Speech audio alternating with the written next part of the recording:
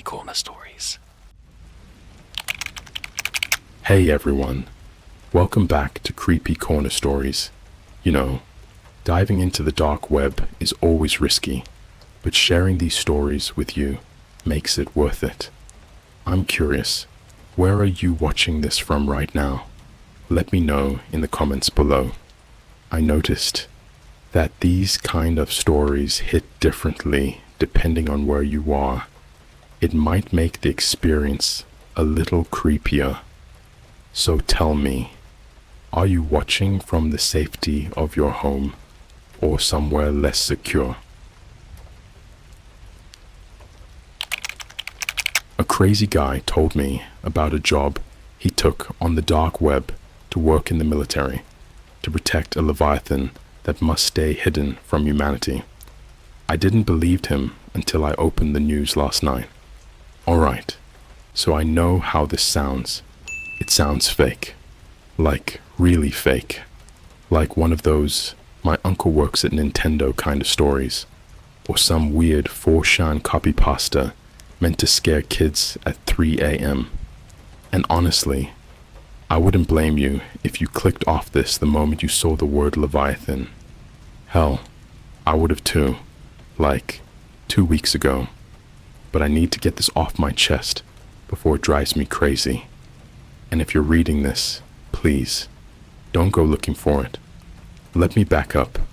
It started about 3 weeks ago. I live in Portland, Oregon. I work night shifts, cleaning office buildings downtown. Not glamorous, but it pays the bills, and I actually kinda like the peace.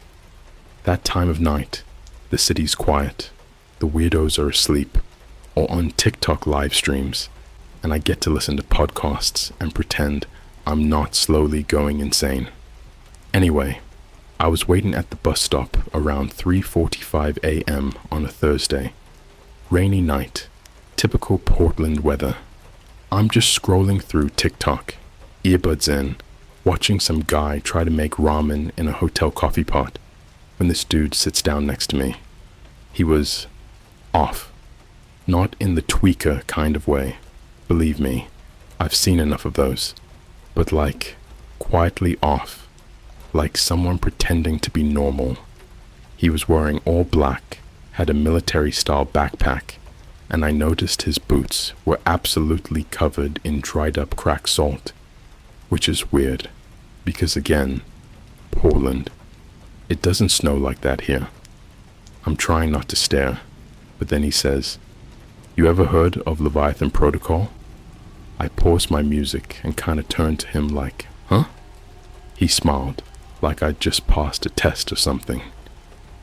"You'll hear about it soon," he said, and looked dead ahead like it was the most casual thing in the world. I laughed a little, thinking maybe he was just another conspiracy nut. We get those around here. Flat earthers, FEMA camp truthers, anti-vax spiritualists, you name it. But he just keeps talking. I found it on the deep web, real deep, like below the onion sites, below the Silk Road clones and hitman scams. You gotta go through layers of fake CIA pages, then this looping maze of dead forums, and then there's a test. At this point, I'm just nodding. He's giving QAnon Reddit mod energy, and I'm tired. But then he says something that legitimately made my stomach drop. It asked me if I'd be willing to disappear for 20 years to protect the world from a god. The bus pulls up. I stand, he stands too, and we both get on. I head to the back, thinking that was the end of it, but nope. He follows me and sits across the aisle. He looks me dead in the eye and goes, "It lives under the Greenland Sea, wrapped in metal, chained to the bones of a glacier. We feed it." I can't tell if he's being metaphorical or he's actually crazy. Probably both. Then he says, "If it wakes up, everything ends. It doesn't care about humans. It doesn't even see us. We're dust to it. And the worst part, it dreams things into existence. Nightmares, diseases, people like me. Yeah, I was officially creeped out, so I ask, "Alright, so what? You work there?" He nods once. "Worked. Got out last week. I shouldn't be here. My badge failed. They're probably looking for me right now." He leans forward, looks out the window.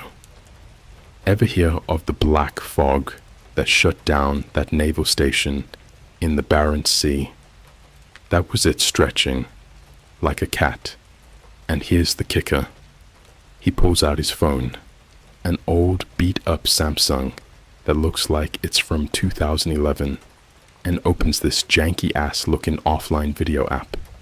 He doesn't let me touch the phone, just turns it slightly so I can see. What I saw gave me chills. It's grainy, like old analog footage. Looks like it's from some Arctic submarine. There's this massive metal chamber, chained in 6 directions, and in the middle is a lump. It's breathing, slowly, steam rising from it, and there's this sound, low, like whale song, but wrong. It sounds mad. The guy leans in and whispers, "They call it Goliath 09. It's not from here. It fell into the ocean." Then the video cuts out. He pockets the phone, and we sit in silence for the rest of the ride. The next day, I couldn't stop thinking about it. I figured maybe it was a really elaborate prank or viral marketing for some horror game, maybe something like Iron Lung or Subnautica. But when I tried searching Leviathan Protocol, I got nothing. Not even conspiracy threads, just Bible verses and deep sea documentaries. I even went digging on Reddit, r/unresolved mysteries, r/deepweb, r/ARG. Nothing, like it didn't exist. Until last night. I'm sitting at home, eating leftover Chick-fil-A, just doom scrolling like usual, when I see this headline pop up on Google News. Massive naval shutdown in Greenland Sea. Reports of unidentified bioacoustic signals detected from ocean trench. My heart legit stopped. There was even a 10-second leaked audio clip on Twitter. The same sound from that guy's phone. The same one. Whale song, but wrong. My stomach dropped. I swear to God, I almost threw up. I couldn't breathe for a second. And then my phone buzzed. Unknown number. No caller ID. I didn't answer, but they left a voicemail. I played it. It was the breathing. That same slow, heavy breathing from the video. Then a whisper. "Do not look for him." Click. I don't know what I'm gonna do. I haven't seen the guy since that night. I've started getting these weird text messages. Just numbers, like coordinates or codes. I tried plugging one into Google Maps, and it dropped me in the middle of the Arctic. I haven't told anyone in real life about this. Not yet. I don't want them getting involved. But something's happening. I'll update if anything else weird happens. Don't try to find him. And whatever you do, stay away from the Greenland Sea. Okay. You want the truth? You're not gonna like it. I haven't slept in 4 days. My apartment smells like copper and salt water. The light in my bathroom flickers whenever I get too close to the mirror. I thought it was just bad wiring until I saw what was behind the glass last night. It wasn't me. It looked like me. Same face, same hoodie, same tired bags under my eyes, but it was blinking in reverse and smiling. I punched the mirror. Didn't crack, just rippled. I haven't told anyone what I'm about to say, and I mean no one. Not my cousin who works in cybersecurity. Not the Discord group I used to play Phasmophobia with. Not even the creepy old guy who owns the 24/7 vape shop down the street. But something's happening, and I think it's already too late. Let me rewind. 2 nights after that bus stop conversation, I got a message on Facebook Messenger from a name I didn't recognize. Gideon Huxley. No mutual friends. No profile picture. The account was made that morning. It said, "He broke protocol. You looked into it. Now you're marked. I didn't respond. I blocked the account." 10 minutes later, I get a DoorDash notification. Someone ordered a caramel iced coffee from Starbucks under my name, sent to my address. I didn't order anything. I live alone. I peeked through the peephole, and there it was, sitting on the floor in front of my door. I opened it. No one was there, but the cup had something carved into the side with a box cutter. Not written, carved. "Wakes when you believe in it." That was the first time I heard it. A clicking sound from inside my walls, like bone tapping against bone. Rhythmic, almost coded. It started behind the bathroom mirror, moved through the kitchen tiles. I tried ignoring it, popped in my AirPods, listened to a Luna story about some kid who found a body behind a Chuck E. Cheese. Didn't help. The clicks got faster. The next night, my phone vibrated at 3:11 a.m. That exact time. 311. It matters. I'll explain why later. The call came from a satellite number, untraceable. I didn't answer, but they left a voicemail again. I recorded this one, slowed it down in Audacity. I know how to do that. I used to make YouTube videos, paranormal breakdown stuff, stupid top 10 demon caught on CCTV, kind of garbage. But this voicemail, it was not human. At first it was this wet, gurgling inhale, like someone drowning, and then the voice came through, layered, deep, vibrating like it was chewing through the speaker. It said, "They feed it with names. You gave it yours." And then it said mine, full name, first, middle, last, like a prayer or a list. I ripped the SIM card out of my phone and microwaved it. I'm not even kidding. Paranoid maybe, but I swear I could feel the voice crawling inside my head like cold fingers behind my eyes. 3 days ago, I went to the police, not to snitch, just to check if someone had reported weird activity. Maybe someone else saw the guy from the bus. Maybe this was a shared delusion or something. But as soon as I mentioned the name Leviathan Protocol, the officer, a woman probably in her 40s, her smile froze. I'll never forget the way her eyes just glazed over, like I had triggered a phrase in a sleeper agent. She leaned in and whispered, "You weren't supposed to hear that."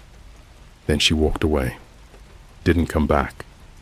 Another officer told me she went on a smoke break and never returned to her shift.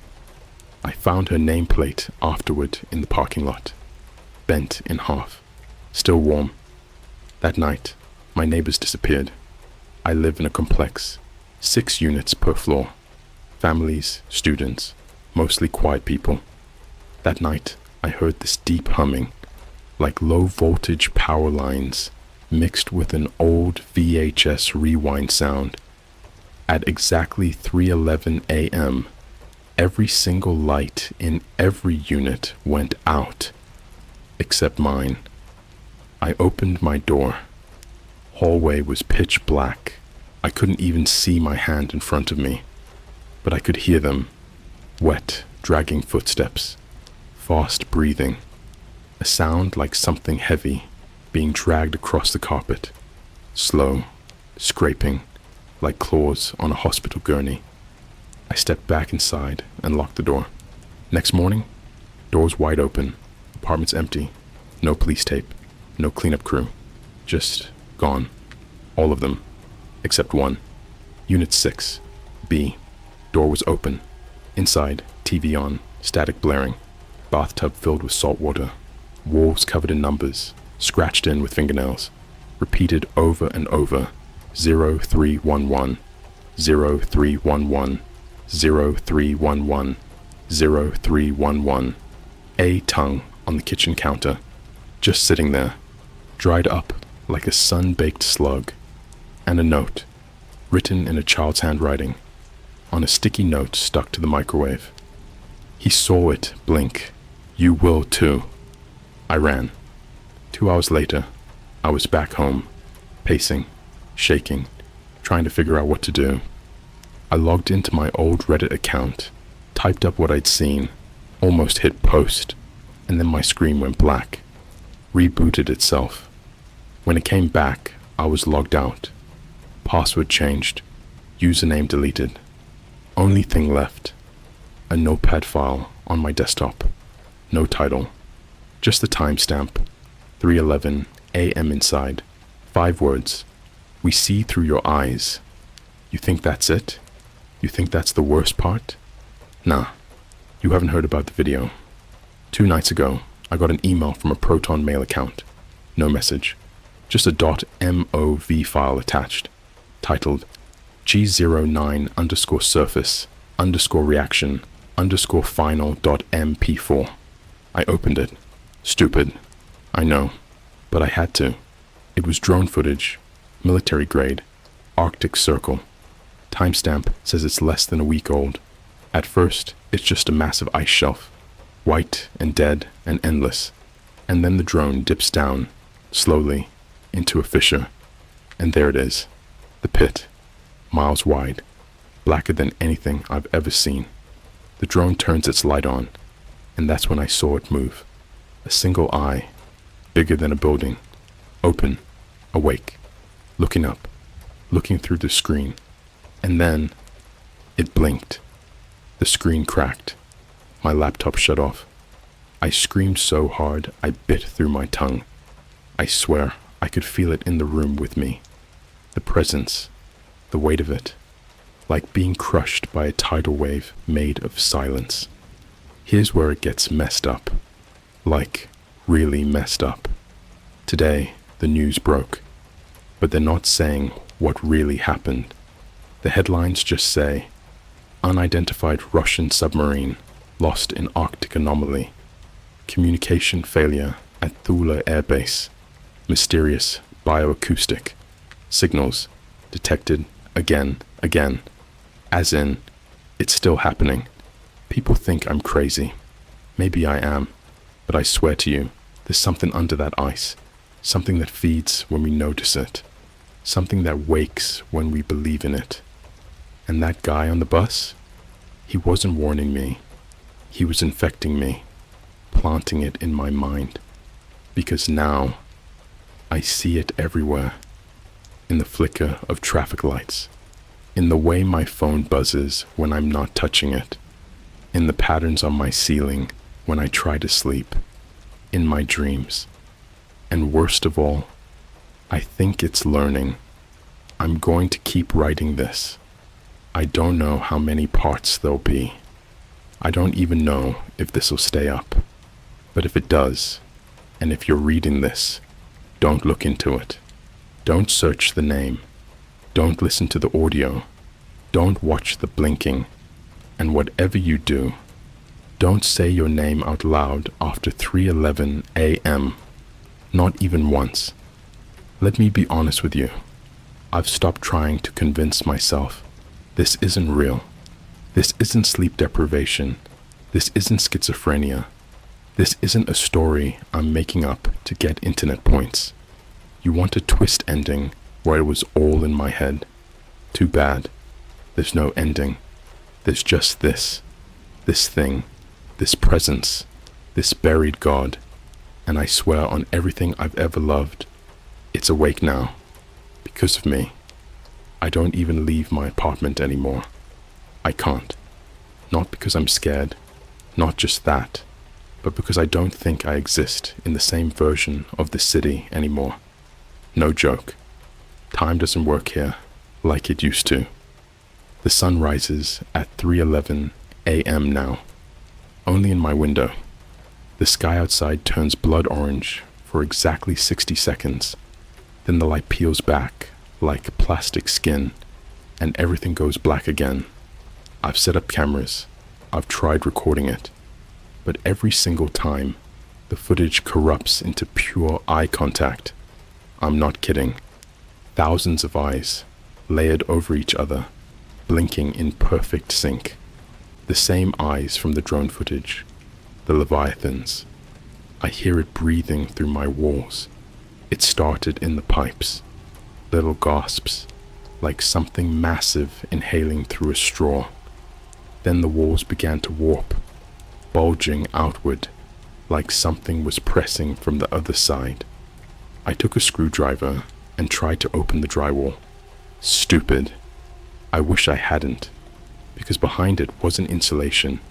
There wasn't any wood or concrete, just flesh.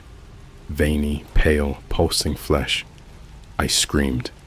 I tore it open more, thinking it was a hallucination, and it twitched.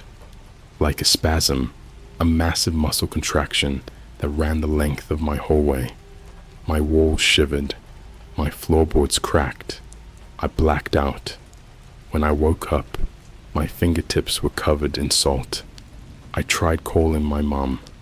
I didn't want to drag her into this, but I needed someone to tell me I wasn't crazy. She picked up. Her voice sounded normal, until I said the words, Leviathan Protocol. Then she said, "He's hungry," and hung up. I tried calling back. The number had been disconnected. I haven't heard from her since. My laptop's dead now, but my smart TV, the one I never use, keeps turning itself on at 3:11 a.m. every night. No input, no HDMI, just static at first. Then audio. Low, deep whispering, like hundreds of voices sinking in a giant, drowning choir. I recorded it once on my phone, uploaded it to a private Discord server. One of my old friends, Andrew, played it as a joke during a group call. He laughed, said it sounded like that Backrooms ambiance on YouTube. The next day, he live-streamed his own disappearance on Twitch. No joke. 800 viewers. He walked into his basement holding a flashlight, pointed it toward the sump pump. He said, "It's inside the water." Then the feed cut to black. Stream title changed too. His account's still live. No one's heard from him. His house is missing. Like, physically not there anymore. Just a vacant lot, with a single wet chair sitting where the basement door used to be. I got a knock at my door 2 nights ago. Not knocking, a knock. One. Sharp. Wet. Like bone hitting metal. When I checked the peephole, there was no one there. Just something standing in the middle of the hallway. Tall. Like its head scraped the ceiling. It wasn't human, but it was wearing human. Like a costume that didn't fit. Like it didn't understand how arms bend. It started crawling. Not walking. Crawling toward my door. Fast. I locked everything. Barricaded the door with my couch. It stopped right outside. And then it whispered in my dad's voice. My dad's been dead for 8 years. It said, "It's okay to sleep. He's already seen you." Since then, I can't sleep. Every time I close my eyes, I see teeth. Rows and rows of white, barnacle-covered teeth circling around something black and infinite. And I'm inside it. Not metaphorically. Literally. I wake up and my arms are wet. My ears are ringing. My toenails are missing. I got desperate. Tried to contact someone. Anyone who might know what's going on. I found a subreddit. One of those deep, private ones that doesn't show up in searches unless you're invited. r/G09 caretakers. Every post was in code. Images of submerged tunnels, blueprints in Russian, videos that played backwards. I commented on one post. Didn't even say much. Just typed, "I know about the pit." 10 minutes later, I got banned. And then someone posted my exact location on the sub. Coordinates, floor number, apartment unit. Tagged as, "Sacrifice ready." Yesterday, I went outside. Finally. I couldn't take it anymore. Needed air. Everything was wrong. The sidewalks were wet. but it hadn't rained. People were walking backwards. A kid was eating a phone charger like it was spaghetti. Every car radio was blasting the same line over and over again. It's not drowning if it's always been beneath you. I made it to the Starbucks on 3rd and Burnside. Figured if I just sat down somewhere normal with people, it might reset my brain. Wrong. The barista didn't have a face, not like disfigured, like there was nothing there, just smooth, wet skin and a smile where her forehead should have been. I asked for a coffee. She handed me a cup, written in marker, "We drink so it can open its eye." I threw the cup across the room. It made a splash, and then the entire store went silent. No one moved. Everyone stared at me. Every single person's right eye started bleeding. Just the right one.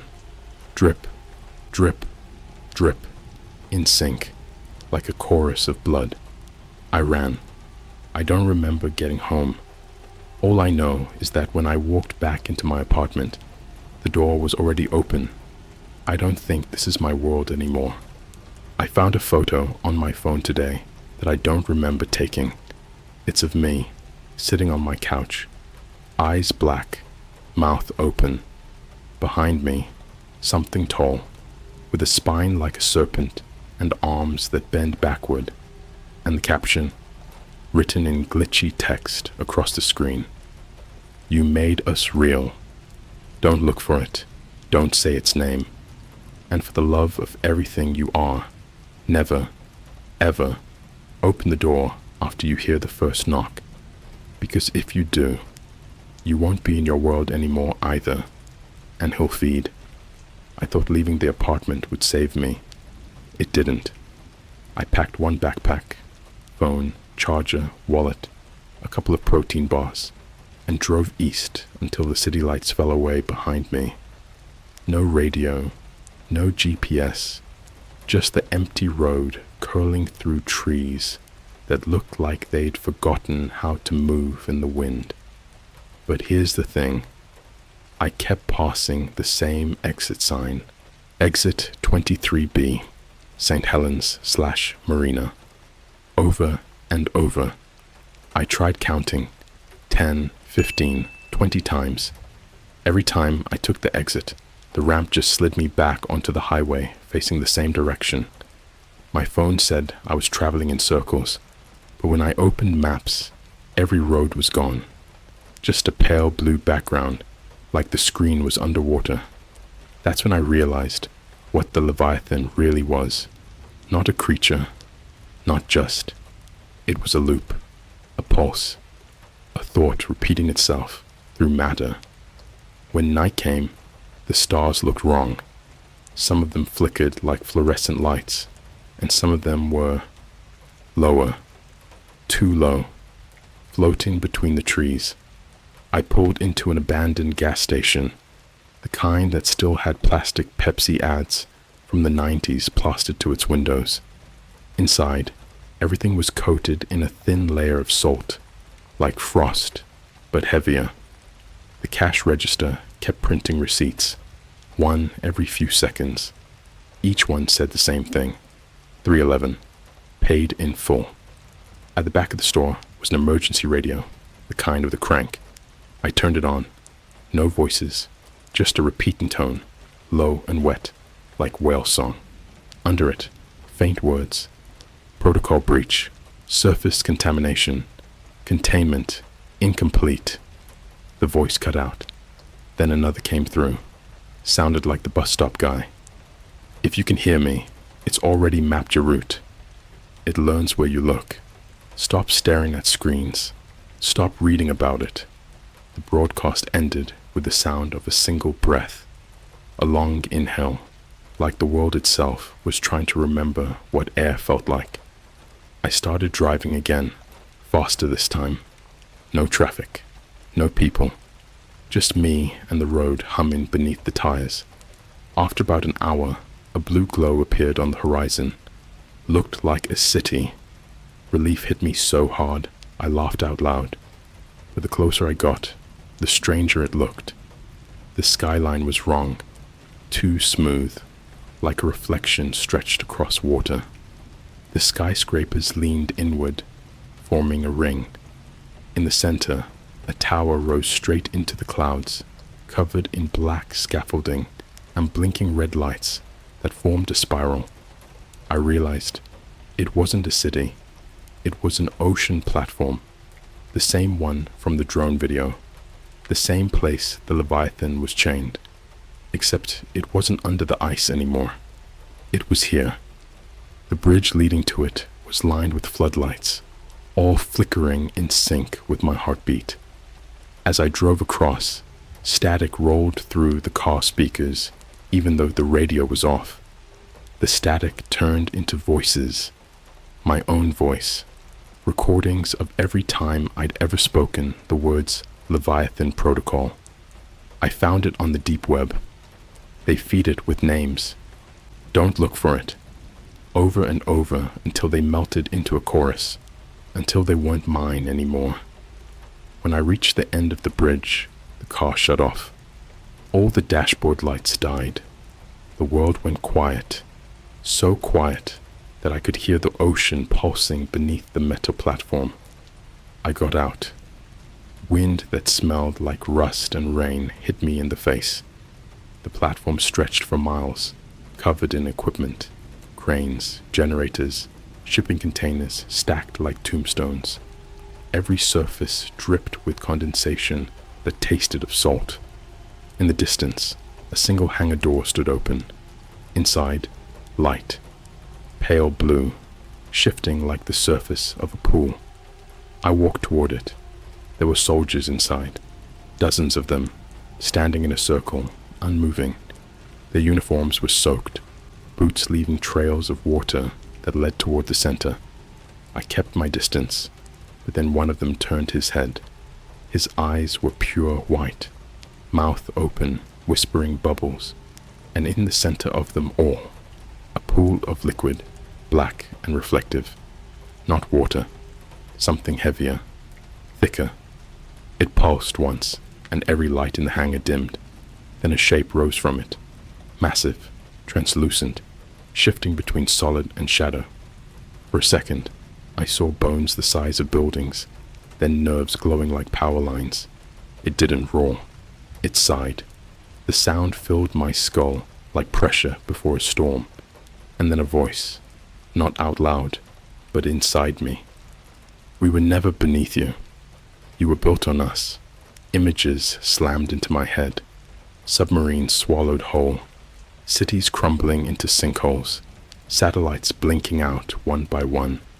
A map of the world folding like paper. Oceans swallowing continents. When you name a thing, you anchor it, it said. You've anchored me. The soldiers started collapsing into the pool one by one, dissolving into ripples.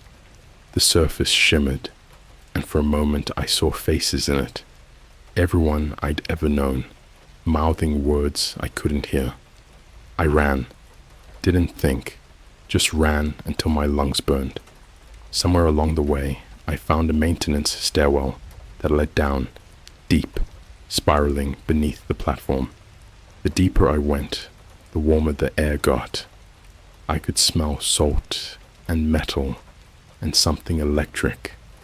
At the bottom was a control room, banks of screens, all showing the same thing. Live feeds of cities around the world.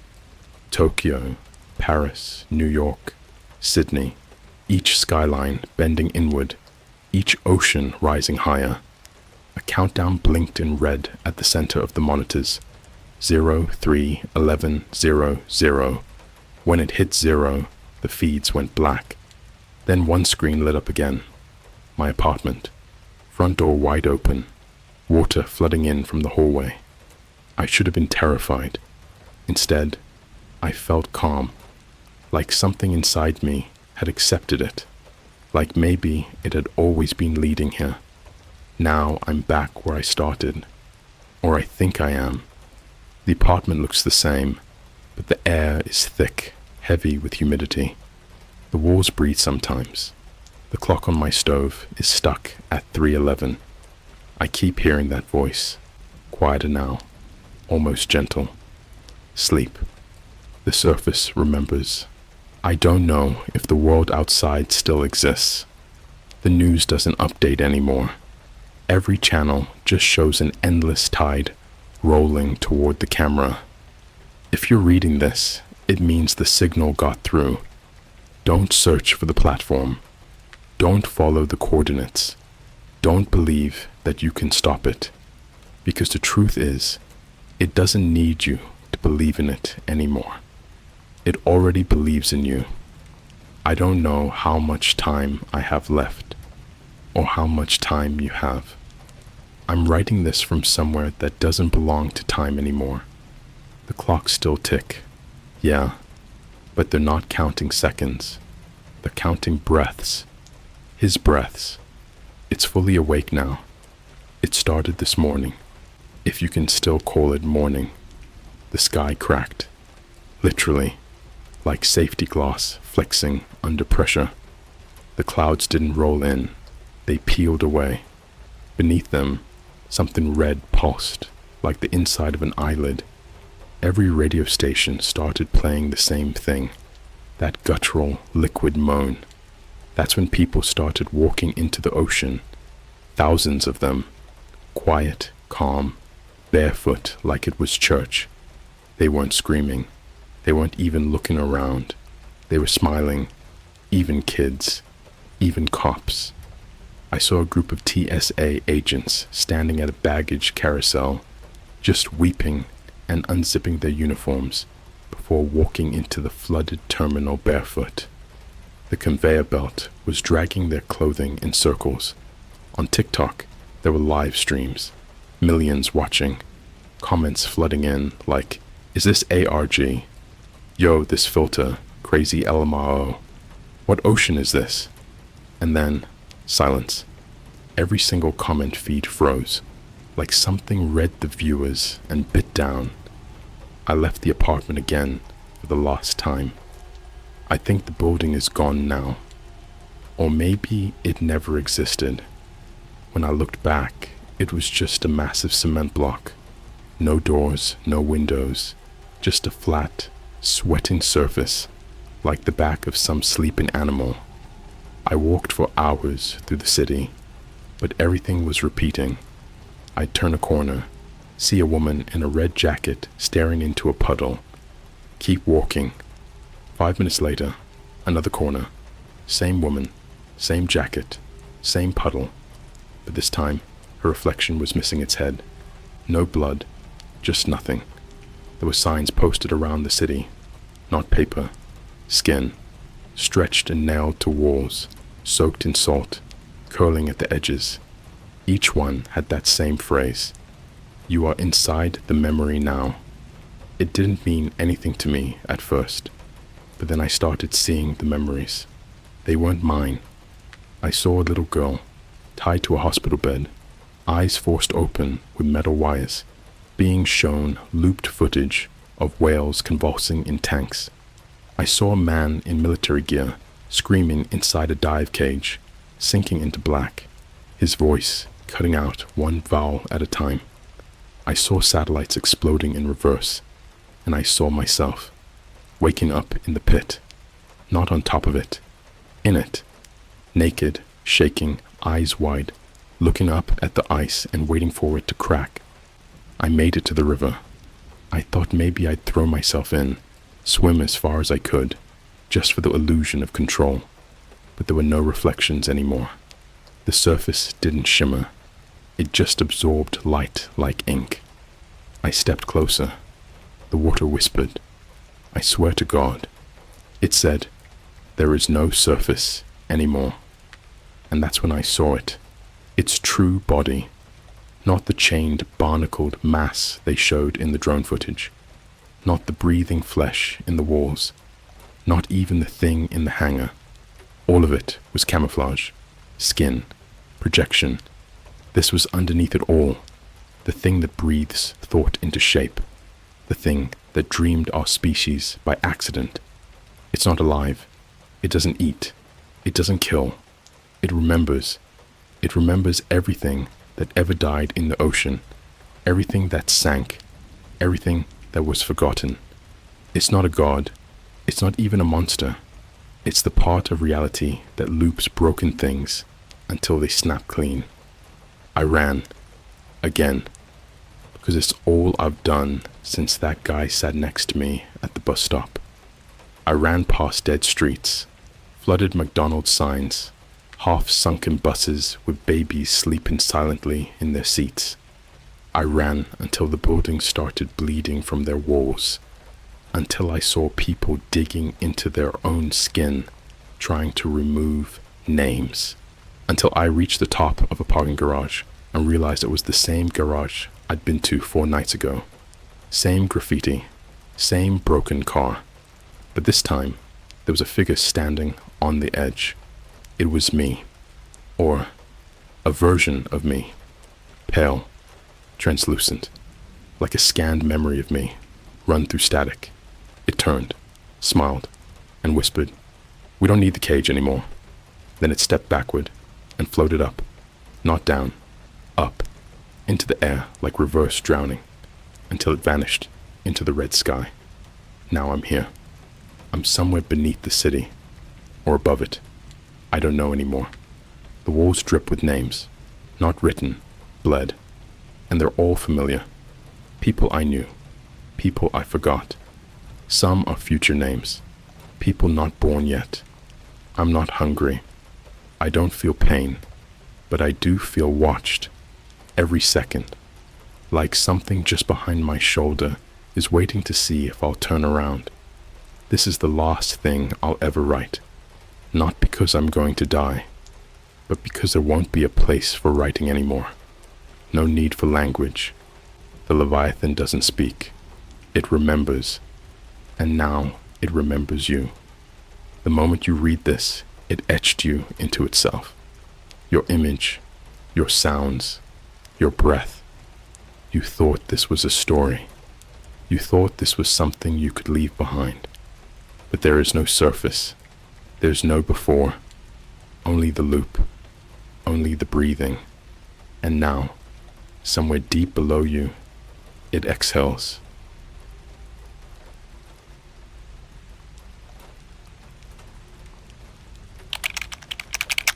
I bought Ginny Bottle from the dark web. It told me I'd ruin all 3 of my wishes. He was right. Alright, so, I know how this sounds, but if you've ever stayed up at 3 a.m. scrolling random subreddits and watching dumb, deep web unboxing videos on YouTube, you might relate a little. Maybe. I don't know. I was bored out of my mind.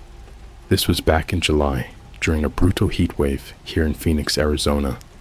My AC was dying every 15 minutes. I couldn't sleep, and my phone battery was at 7%.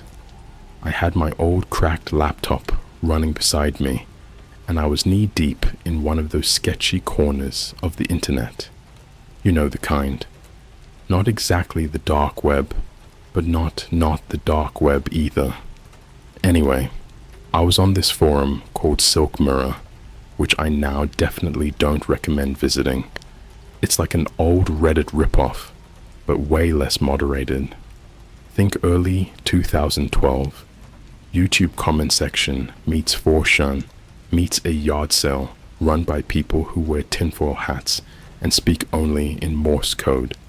Someone had posted a thread titled, "I found a real Ginny bottle. Only one left. Don't be stupid with it." Now, spelling errors aside, yes, it said Ginny, not Genie. I was intrigued. The post had exactly 3 upvotes and a single comment that just said, "He's watching." The OP, original poster, had an account that had only been active for a day. Classic. Most people would just scroll past, but I'm not most people. So I clicked the link. The site was called glasswish.net. Looked like something built on GeoCities in 2003. The homepage was just a pitch black screen with a weird low-res GIF of a bottle spinning. I hovered my mouse over it, and a voice suddenly whispered, 3 chances, 1 truth. Don't waste it, I won't lie. My first thought was that it was just a stupid prank, like one of those cursed chain emails. But when I clicked the spinning bottle, the screen glitched and brought up a PayPal window. $23.33. Free shipping. No description. Just, you know what you want. The bottle knows what you deserve. So what did I do? Yeah, I bought it. Again, I know I sound insane, but in that moment, I was just, I don't know, numb, curious, tired, probably all 3. And honestly, $23 isn't that much when you're losing your mind and bored. About a minute after placing the order, my screen went totally black. I thought my laptop had finally died, but then this text popped up in red courier font. Wish 1. Coming soon. Don't say I didn't warn you. Then my computer literally restarted itself, like full-on reboot. No virus, no error message, just restarted. I checked my email, and the confirmation message was from an address that looked like a keys mash. Something like K3UJX_QW@flamelust.info. And it just said, it's on its way. Don't open it in front of a mirror. Don't drink around it. Don't let it hear your music. And don't try to lie. Which, okay, that's not unsettling at all. The bottle arrived 3 days later. I remember this so clearly because the package looked like it had been dug out of a time capsule. It was wrapped in old newspaper, dated 1996, and not even from the US. It was a clipping from the Jakarta Post in Indonesian. The bottle itself, it was actually kind of beautiful. Deep blue glass, shaped kind of like those old perfume bottles you see at antique stores, with gold etching spiraling up the neck and a weird wax seal over the top. Only, the wax wasn't really wax. It was sticky, wet, and warm, like it had been freshly applied minutes before I touched it.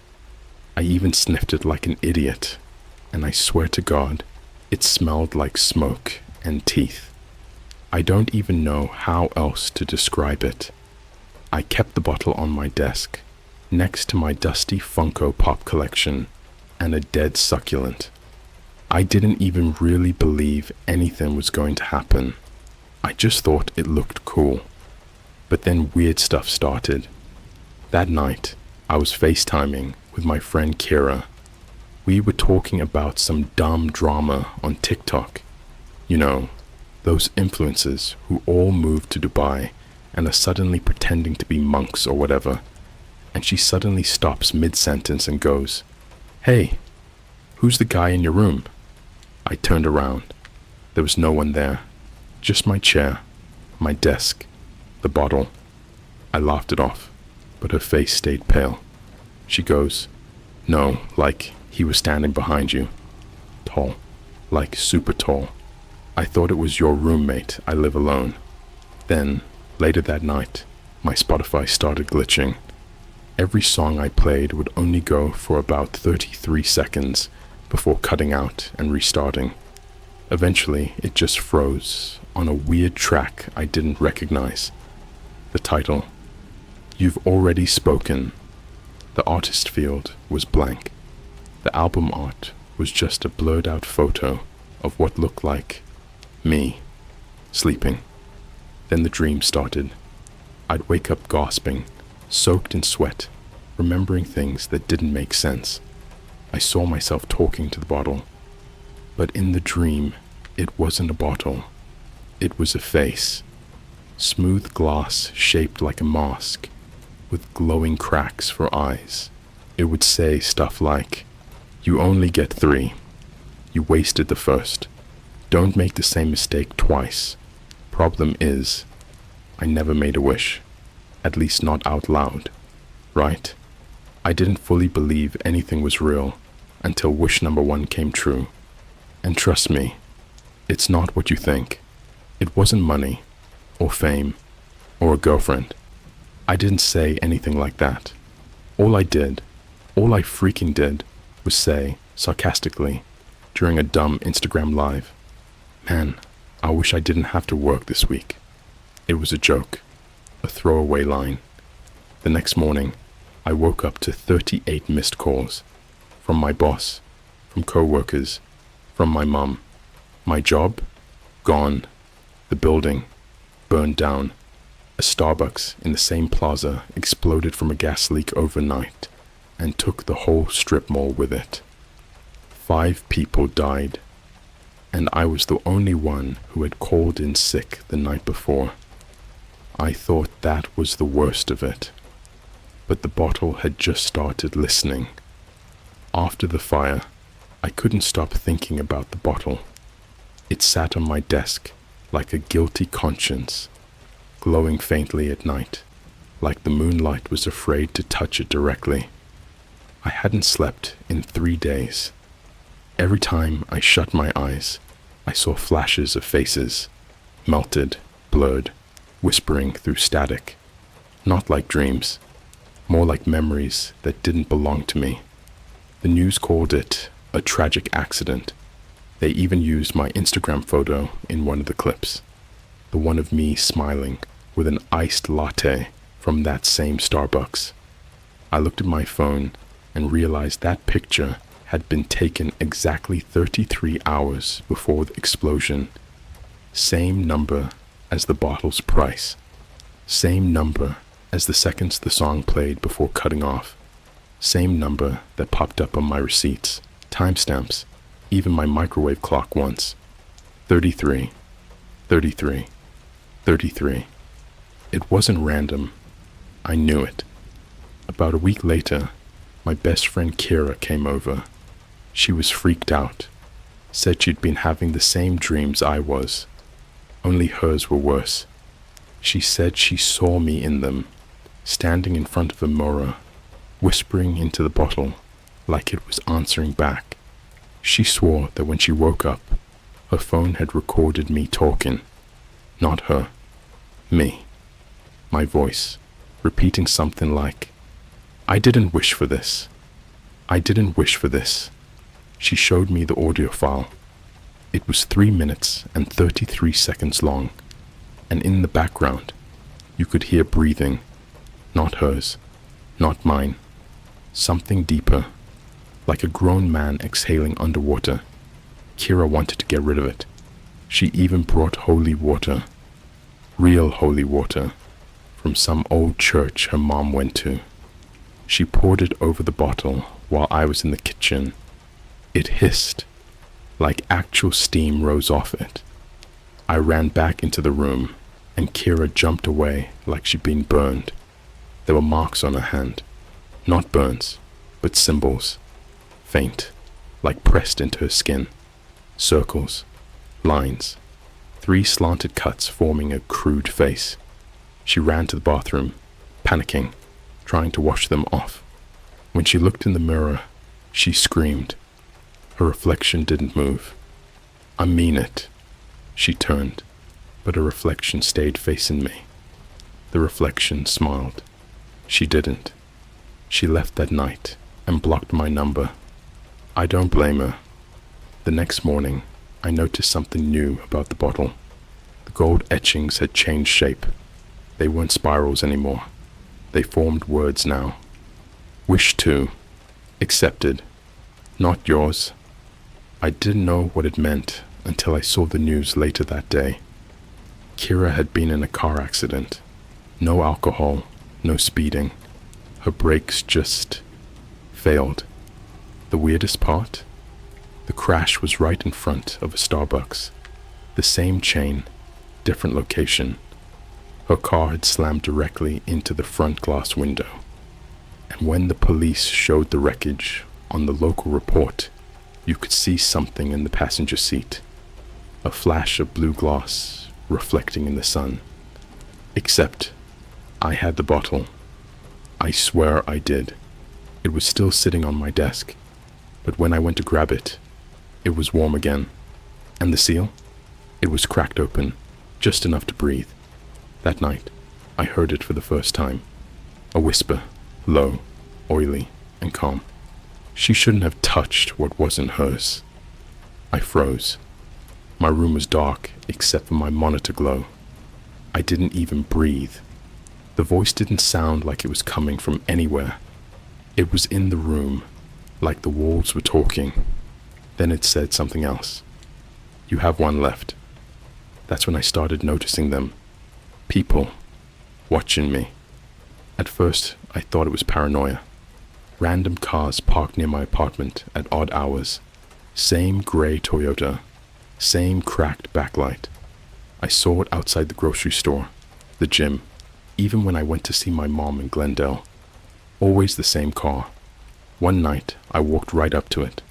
Windows tinted black. No movement inside. But my phone buzzed. A notification popped up.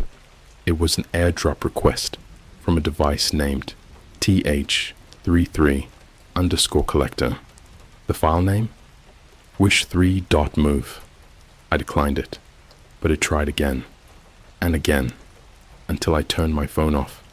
I tried throwing the bottle out. I wrapped it in a towel, shoved it in a trash bag, and drove it 30 minutes out into the desert near South Mountain. When I came home, it was back on my desk.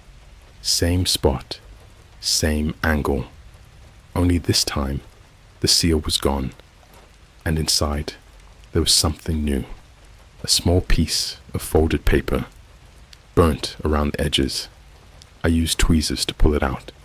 It had my handwriting on it, like my exact writing. I recognized the loops and slants. It said, "You don't choose your last wish. He does." That's when everything started to rot. Food in my fridge spoiled overnight. My lights flickered every time I walked into the room. My reflection started lagging when I moved. You ever seen your own reflection blink after you do? It's the worst feeling in the world. One night, I woke up to my phone recording on its own. The screen said, "Voice memo, 3:33 a.m. I hit play. It was my voice again. I didn't say it. I didn't mean it. Then silence. Then a whisper. "But you thought it." And that's when I realized the wishes weren't spoken. They were felt. Every dark thought, every what if, every stupid passing wish I made in frustration or fear. The bottle heard all of it. It's 4:12 a.m. as I'm writing this. My power's been flickering for the past hour. My reflection doesn't line up anymore. I keep catching glimpses of myself, smiling, when I'm not. The bottle is open again, and there's something inside it now. It looks like smoke, but heavier, denser. It pulses, and every few seconds, it breathes. I haven't touched it, but sometimes it whispers my name. Not loudly, just barely under the hum of my computer fan.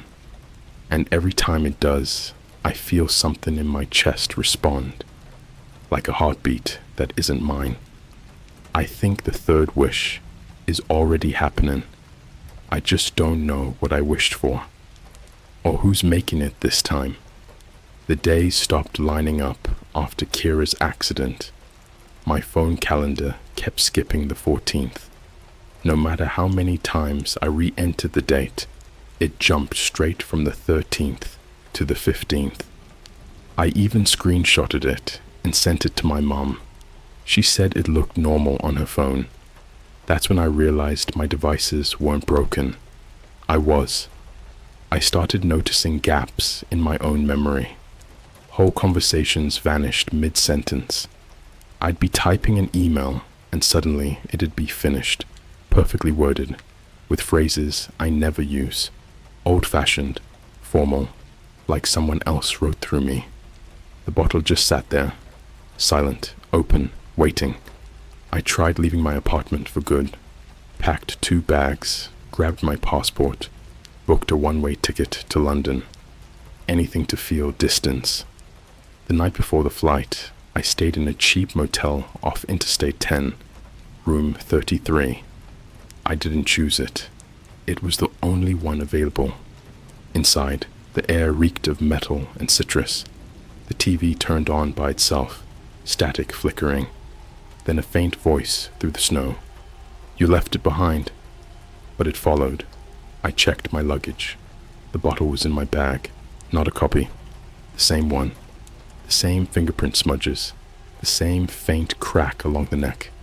I hadn't touched it, yet somehow the seal was fully broken now.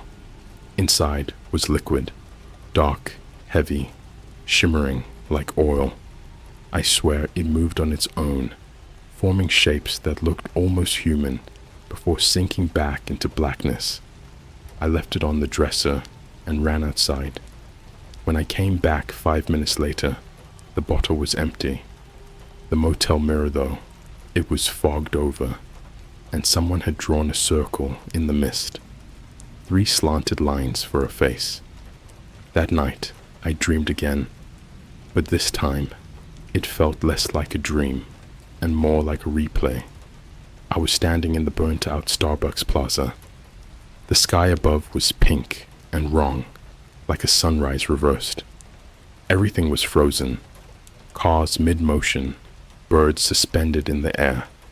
The bottle stood on the counter, glowing from within, and beside it was a man, or at least a shape of one, thin and colorless, like he'd been erased from a photograph. He spoke without moving. 3 wishes, 1 soul. You borrowed time. She paid interest. When I woke up, my phone camera was open, recording me. The timer read 00:33:00. The video showed me sleeping, but halfway through, I sat up, eyes still closed, and whispered something I can barely replay without shaking. It's already inside. Everything around me started to copy itself. Photos on my walls appeared twice. 2 versions of the same selfie existed in my gallery. One smiling, one staring straight through the camera. My door keys duplicated themselves on the counter. Even my shadow doubled. When I turned on my phone flashlight, 2 outlines hit the wall, one slightly delayed. I told myself I was losing it from stress, until the power went out. For 13 minutes, my apartment was pitch black. When the lights came back, there was a smell, like damp earth and old smoke. The bottle was gone again. In its place sat a note, scrawled in handwriting that looked almost, but not quite, like mine. Wish 3 isn't yours to make. It's his to keep. And beneath that, door. I didn't understand until I heard the knock. Slow, rhythmic, 3 times. I froze, expecting it to stop. It didn't. The peephole showed nothing, just darkness, even though the hallway lights were on. Then my phone buzzed. Airdrop request again. Same name, TH33_collector. File name this time, open_it.mp4. I shouldn't have, but I did. Curiosity's a curse. The video was from my door's point of view, like it was filmed from inside the peephole. It showed me standing there, breathing heavy, hand on the knob. Then, frame by frame, the door behind me opened a crack, except there wasn't a door behind me, just the wall. The clip ended with a single whisper, distorted by static. "You're late." After that night, time stopped behaving. Every clock in my apartment froze at 3:33 a.m. My phone alarms refused to go off. When I walked outside, the world seemed slightly behind. Traffic lights lagged. People's mouths didn't match their voices. I checked my reflection in a shop window. My lips were moving on their own. That's when it clicked. The 3rd wish was never about fortune or love, or even survival. It was freedom, but not mine. The thing in the bottle wanted out. I barricaded myself in, duct taped the windows, unplugged every device, deleted every account. No internet, no sound, no mirrors, just silence. And yet, every night at exactly 3:33, my phone, dead, no battery, would light up and display a notification. Wish 3, processing. On the fourth night, I heard voices through the vents, not whispers, recordings, my own from months ago, arguing, laughing, ordering coffee, complaining about my job. Every moment I'd ever spoken a wish under my breath, echoing back at me. Then the static began forming words. You don't ruin wishes. Wishes ruin you. Last night, something changed. The air felt crowded. I turned my head, and in the corner of the room stood my reflection. No glass, no mirror, just there. It smiled, slow and deliberate, while I froze. Its eyes were hollow, reflecting that same deep blue shimmer as the bottle. It lifted a hand and showed me something. The bottle, shattered, its pieces floating like dust. Then it spoke in my voice. Wish 3 granted. Everything went dark. I woke up this morning in a Starbucks, not the one that burned down, another. New, bright, normal, except no one looked at me. Baristas moved around like mannequins, looping the same motions. A latte filled, spilled, refilled. A customer laughed on repeat, and on the table in front of me was a single object, a small, unmarked blue bottle, sealed and perfect. There was a note underneath, typed on plain paper. Congratulations. It's your turn to sell it. Glasswish.net/login. They 33_collector. I didn't remember leaving the Starbucks. 1 second, I was sitting there staring at the note. The next, I was home again, laptop open, and the cursor blinking on a login page I'd never seen before. Glasswish.net black background, white text. In the corner, a spinning blue icon shaped like a flame. A field that said, username, there's 33_collector password, auto-filled. I didn't type anything, but it logged me in on its own. The homepage wasn't a storefront. It was a dashboard. Rows and rows of listings, each one identical. Authentic ginny bottle, last of its kind, $23.33. Beside every listing was a small pixelated thumbnail. I clicked one. The picture wasn't of a bottle. It was of a person. Each photo was blurry, like a CCTV capture, and under every one there was a countdown timer labeled processing. The timers didn't show hours or minutes. They all read 3:33:33. At first, I thought it was some messed up art project, until I saw my own photo on the second row. Same cracked laptop behind me, same room, same shirt. My timer was down to 0 hours, 0 minutes, and 33 seconds and flashing red. I tried closing the laptop, but it wouldn't shut. The hinges locked. The fan roared like a jet engine. On screen, new windows began opening. Screenshots of my emails, texts, videos of me sleeping. One thumbnail showed Kira's accident footage from a traffic camera I was never supposed to see. The page refreshed, and a message popped up across the top. Welcome, new seller. Then, inventory. 1 item uploaded. My stomach turned cold. For 3 days, I didn't touch the laptop again. I taped the lid shut, unplugged it, shoved it under my bed. But it kept turning on by itself at night. Screen glow leaking through the floorboards. My neighbors complained about a low hum coming from my unit. They said it sounded like a song being played backwards. I could hear it too. When I pressed my ear to the wall, I could make out a voice, faint but rhythmic. 3 wishes, 1 truth, 1 debt. Always the same line, over and over, like a mantra. Then I started getting messages from unknown numbers. One at 3:33 a.m. We received your listing. Delivery scheduled. Another the next morning. Pickup complete. Tracking number 333-33-33. I didn't know what any of it meant until a week later, when a package arrived at my door. Same aged newspaper wrapping, same 1996 Indonesian clippings. Inside wasn't the bottle this time. It was a phone. Old flip phone, scratched screen, battery taped in place. When I powered it on, one video was already saved to it. The file name was my own email address. I hit play. The footage was shaky, shot from inside my apartment. The angle was impossible, like the camera was behind the walls. It showed me asleep in bed. Then, slowly, my bedroom door opened. Though I live alone, something walked in, too thin, too tall, wearing my face. It leaned over my sleeping body and whispered into my ear, "You sold the bottle." You didn't read the terms. I threw the phone away.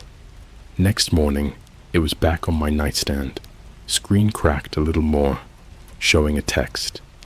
Delivery successful. Balance pending. That same day, strangers started messaging me on Instagram. Accounts with 0 followers, all DMing the same thing.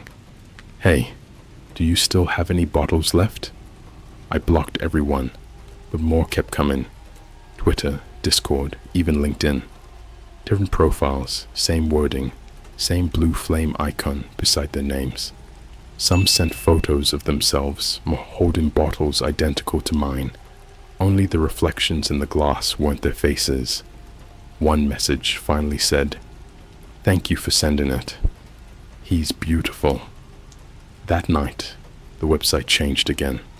The inventory column now listed 12 items. Every name was someone I'd ever known. My classmates, co-workers, even random mutuals from high school I hadn't spoken to in years. Beside each name, in transit. I tried contacting them, but none of their phones connected. Just static. Then one replied through text. Only one word. Help. I called the number back, and instead of ringing, I heard the same reverse song from my wall, now clear and sharp, each note spelling words backwards. When I reversed the audio on my computer, it formed a sentence. Every wish needs a witness. The apartment started changing after that. My mirrors went black, like the glass had turned to ink. When I looked into the TV screen, I saw rooms that weren't mine. Kitchens, basements, hotel hallways. People moving in reverse, mouths open as if screaming without sound. The air grew thicker, humid, electric, like I was living inside a thundercloud. One night the power cut again, and in the dark I heard the bottle's voice for the first time in full. "You're the collector now. Your wish was to escape. This is escape." It felt like someone pressed a hand against the inside of my skull. My vision went white, and for a second I saw the website's homepage burned into the air. Dozens of new listings appearing in real time. Everyone used my return address. I don't remember much after that. Just flashes, police tape, news headlines about missing people. A reporter outside a Starbucks, different city, same explosion, then static. When I finally came to, I was in a different apartment, same furniture, same layout, but the view outside the window showed a skyline I didn't recognize. My laptop was on the table, logged in to glasswish.net. The username field still said the 33_collector. Below it was a blinking notification. Inventory updated, 33 items shipped. Next seller selected. And right underneath, a name I hadn't seen before. Yours. I didn't realize the name on the screen was real until the first email arrived. Subject: Welcome, new seller. From supported glasswish.netbody. Shipment confirmed. Thank you for your service. Remember, a wish spoken is a seed planted. A wish granted is a door opened. A wish ruined is a replacement born. Below the text was a list of 33 tracking numbers. Each link led to a blank page except one, the last. When I clicked it, it opened my webcam. Only it wasn't me on the screen. It was someone else sitting at a desk identical to mine, typing the same thing I was typing. Every movement matched, but the room behind him was wrong. The window showed a night sky full of red stars, and the bottle on his desk wasn't blue. It was clear, like it was waiting to be filled. I unplugged everything, every cable, every wire. The laptop kept glowing, powered by nothing. That's when the messages started to appear directly on the screen, like someone typing from the other side of the glass. Do you remember your first wish? I tried to close it. You wished to know what was real. Now you do. The letters sank into the display as if the pixels were liquid, and a reflection formed over them. Faces, hundreds of them, pressed against the inside of the screen. Eyes open, mouths closed, each whispering without sound. Every one of them was someone I'd seen on the site. My phone buzzed. Unknown caller. I answered, whispering a shaky hello. A voice replied, mine, but distorted, metallic. Every collector thinks he can stop after 3, but the bottle doesn't grant wishes. It collects them. It fills with what's left of you, then static, and behind it, faint crying. I swear I recognized it. Kira's voice, echoing as if trapped down a hallway that never ended. I thought if I destroyed the laptop, it would end. I took it outside, smashed it with a hammer until the screen bled white. But inside the shattered casing was something I can't explain. Not circuitry, not glass. Liquid. Thick, blue, pulsing faintly like a heartbeat. When I touched it, I heard a chorus of whispers rush through my head at once. 3, become 1. The wish becomes the witness. I woke up hours later on the floor of my apartment, everything back to normal. The laptop was whole again, humming quietly. On the screen was a live video feed of a coffee shop, a Starbucks somewhere, people laughing, ordering, living normally. In the center of the frame sat a blue bottle on a counter display, tag reading, lost and found. I needed proof I wasn't losing it, so I went there. Same city, same store. The barista didn't notice me at first, too busy pouring drinks. Then she looked up and froze. Are you the guy from the picture?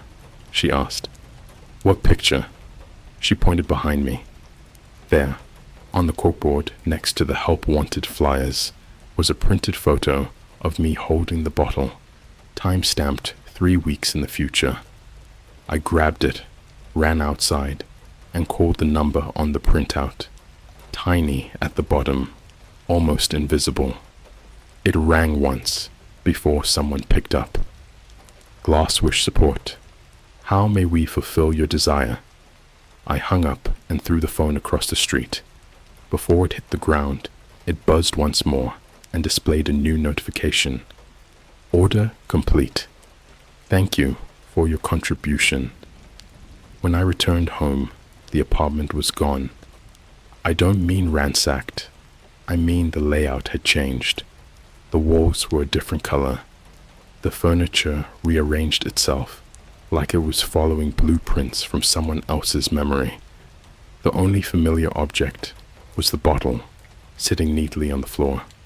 But it wasn't empty anymore. Inside, suspended in the dark glass, were images, moving, shifting, like screensavers of other people's lives. I saw Kira walking along a beach, my boss at a desk, a stranger ordering coffee. Each scene lasted 33 seconds before melting into the next. Then, for just one frame, I saw you. Same room, Same lighting. Reading this. The bottle pulsed. A noise started behind me. A slow tapping, like knuckles on glass. I turned, and there was the reflection again, standing where no mirror existed. He looked older, hollow-eyed, wearing the same clothes I'd worn on the night I bought the bottle. He raised his hand, pointing at the blue glass. You asked what happens after the third wish. This is it. The bottle doesn't disappear. It remembers. Every wish is a story it needs to tell someone new. He smiled, but it wasn't a smile of triumph. It was exhaustion. Then he whispered one final thing before fading into the air. You're the next story. My computer turned on by itself. The cursor moved, typing out a new post. Title: I bought a ginny bottle from the dark web. It told me I'd ruin all 3 of my wishes. He was right. Author: u/teach33_collector. I tried to delete it, but the screen froze. Then the comment counter began to rise. 1, 12, 33, 333. Faster and faster until it stopped. Every comment said the same thing. Where can I buy one? I closed my eyes, but the light from the monitor burned through my eyelids. Somewhere in that white noise, a voice spoke softly, almost kind. You wanted people to believe your story. Now they will. Every reader plants the seed. Every wish needs a witness. And then everything went silent. Sometimes, late at night, I still hear the faint chime of an online purchase. Confirmation coming from my darkened laptop. Sometimes I dream of someone else waking up, finding a package on their doorstep, wrapped in old Indonesian newspaper, the glass inside faintly warm. If you ever see one listed online, $23.33, free shipping, don't click, because the bottle isn't looking for buyers anymore. It's looking for authors.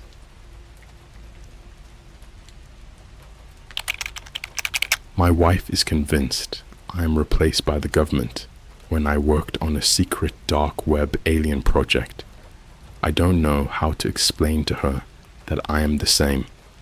Alright, so let me start this off by saying I was never some conspiracy theory kind of guy. Like, yeah, I'd scroll through Reddit at 2 a.m. and read those deep web experience gone wrong threads, or watch YouTubers narrate creepy stories with ambient music and grainy background footage of empty hallways. But that was just entertainment. I didn't believe any of it until I got that job.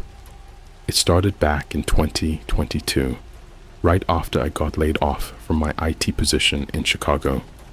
I was desperate. Rent was late. My wife, Erin, was pregnant, and I was burning through my savings faster than I'd like to admit. One night, while I was scrolling through some freelance gigs on Reddit and Upwork, I found this random thread buried deep in a cybersecurity forum. It had no title, no flair, just a single comment that said, "Looking for a back-end developer. High pay. Must be comfortable working with encrypted databases and experimental systems. DM for details." Normally, I'd ignore something like that. It screamed sketchy, but something about high pay caught me, so I DM'd the guy. He replied instantly. His username was something weird, @/observer-unit13. No profile pic, no post history. He asked me a few basic questions, then sent me a link. It wasn't a normal URL. It ended in .onion. If you don't know, that's a dark web domain. I almost backed out right there, but I told myself, you need money, dude. Just check it out. When I clicked the link, my screen went black for a few seconds, then loaded this plain text-only site. It looked like something from the early 2000s. White text, gray background.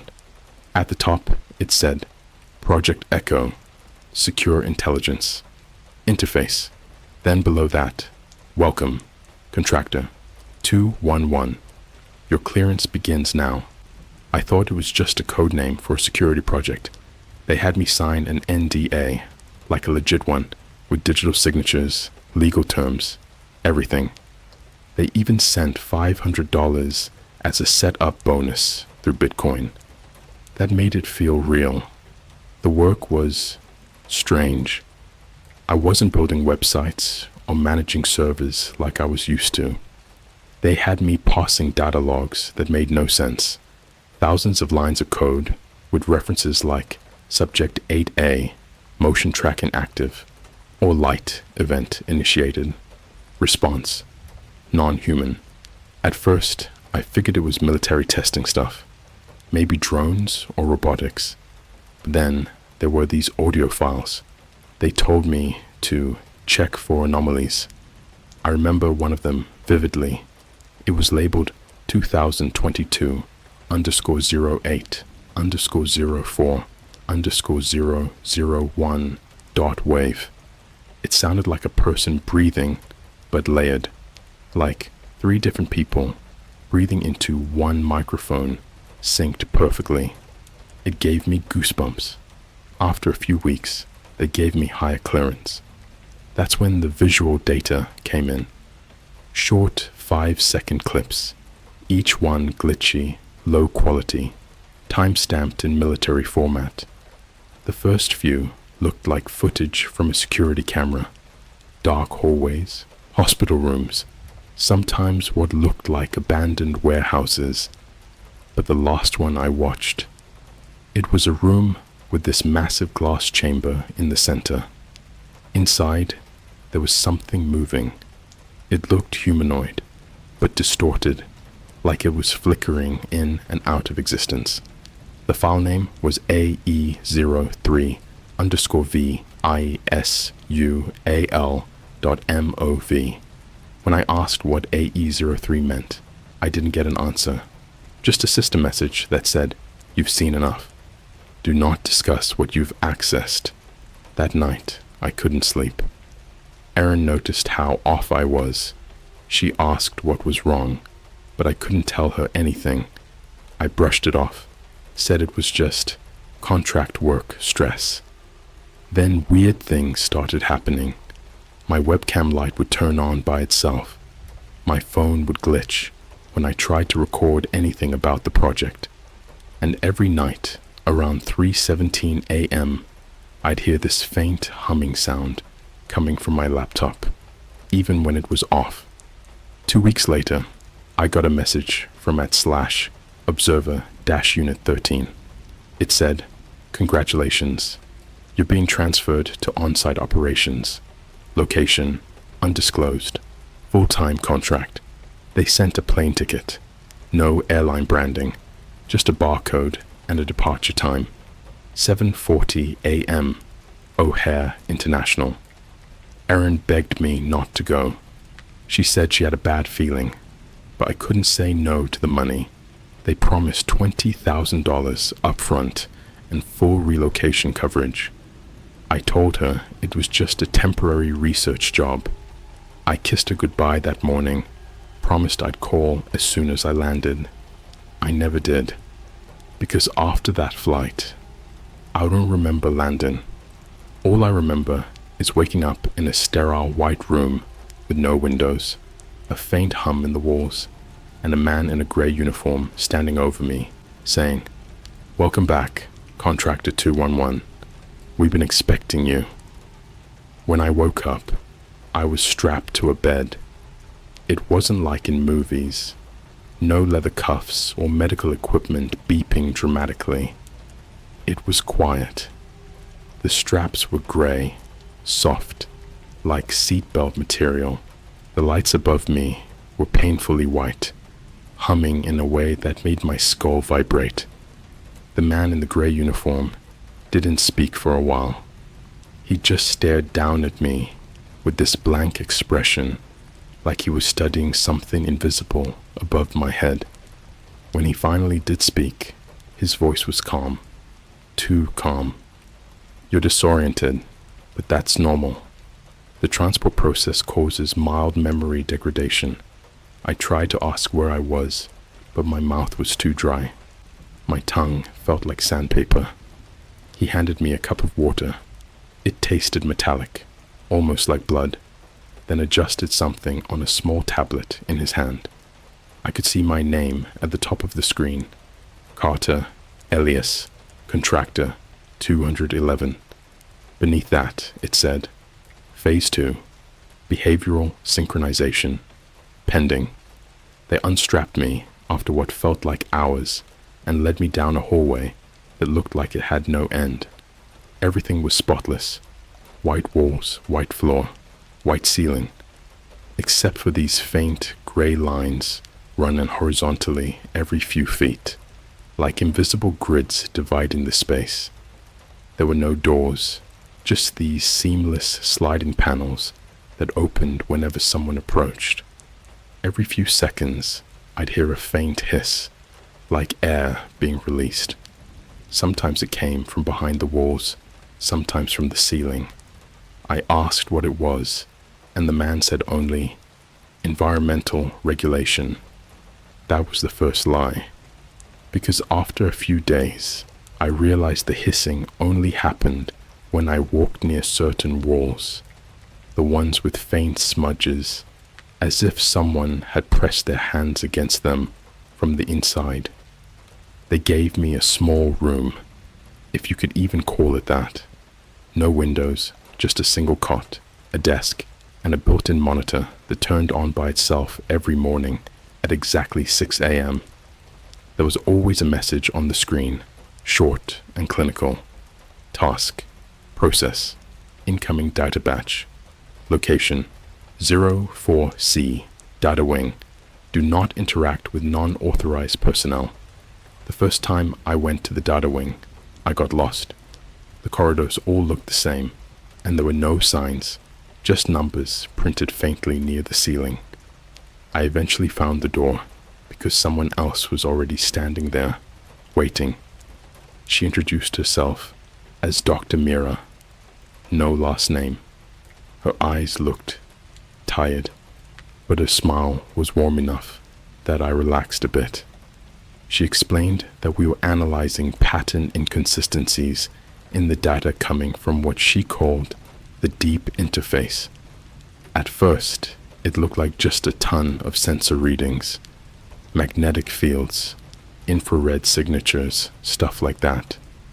But when I ran the decoding scripts they gave me, shapes started appearing in the graphs, human shapes. At first, I thought it was just data glitches, but then Mira leaned over and whispered, "They're watching back." She laughed right after, like it was a joke, but her voice shook. On my third night, I woke up to a faint clicking sound in the vent above my bed. It wasn't mechanical. It was too rhythmic, like teeth tapping glass. I stood up, dragged the metal chair under the vent, and tried to look inside with my phone flashlight.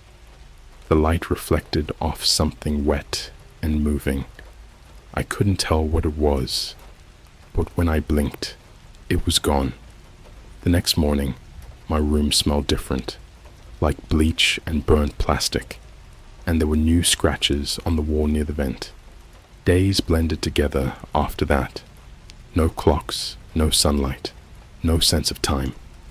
The only breaks I got were the short nutrition periods in the cafeteria, if you could call it that. It was a square room filled with long gray tables. No talking. Everyone ate in silence.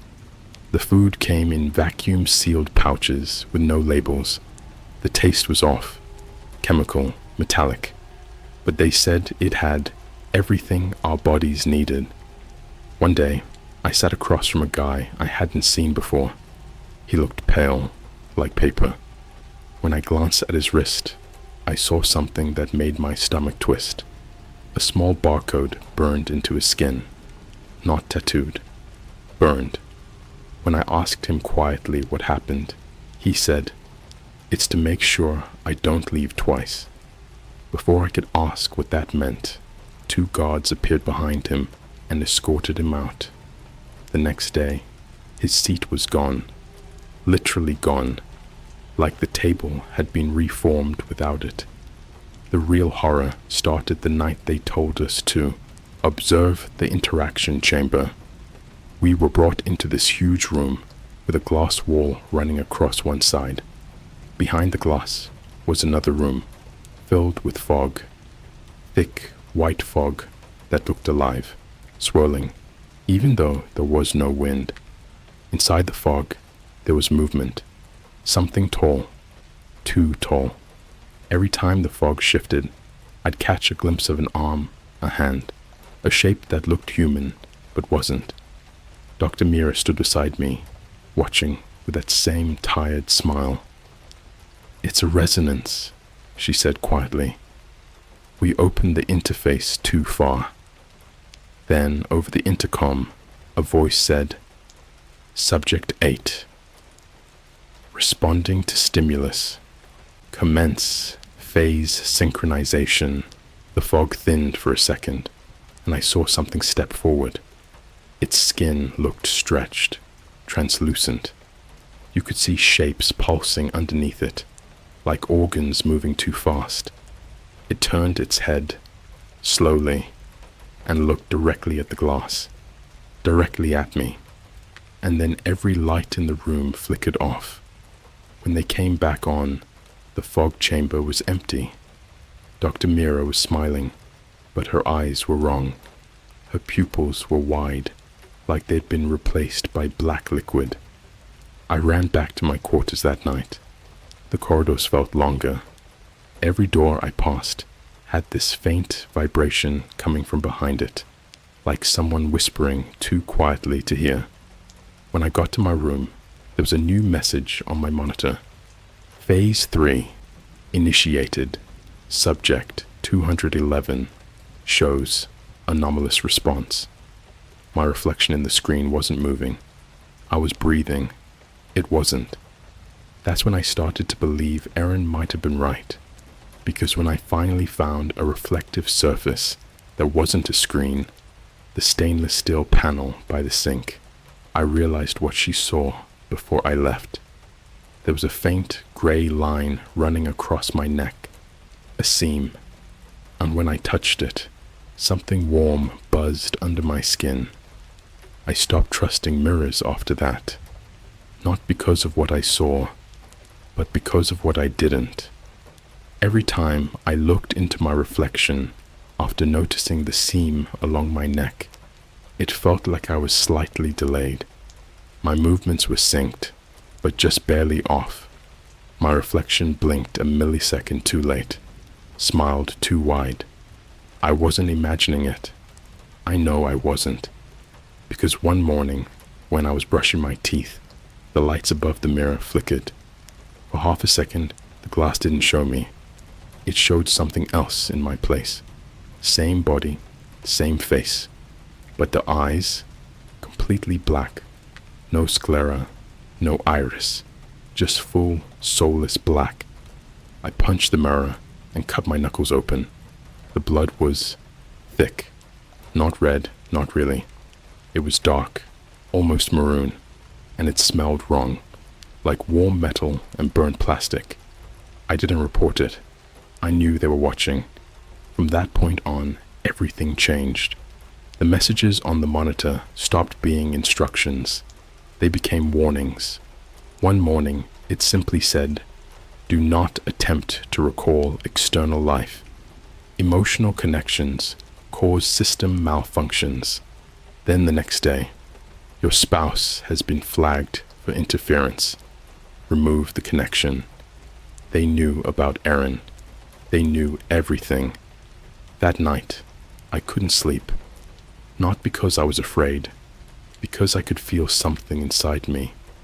Something crawling under my skin, pacing like it was waiting for a command. Every time I closed my eyes, I saw flashes of that thing from the fog chamber. Its face, or what I think was a face, was just a smooth mass. No features, no expression, but I knew it was studying me, not just watching, mirroring. I started to think maybe I wasn't the one doing the watching anymore. I was assigned to Wing D-7 2 days later. It wasn't like the others. The air was colder, damper. There were no other personnel on that floor, just me and the doors. Each door was marked with a red triangle. No numbers, no names, just symbols.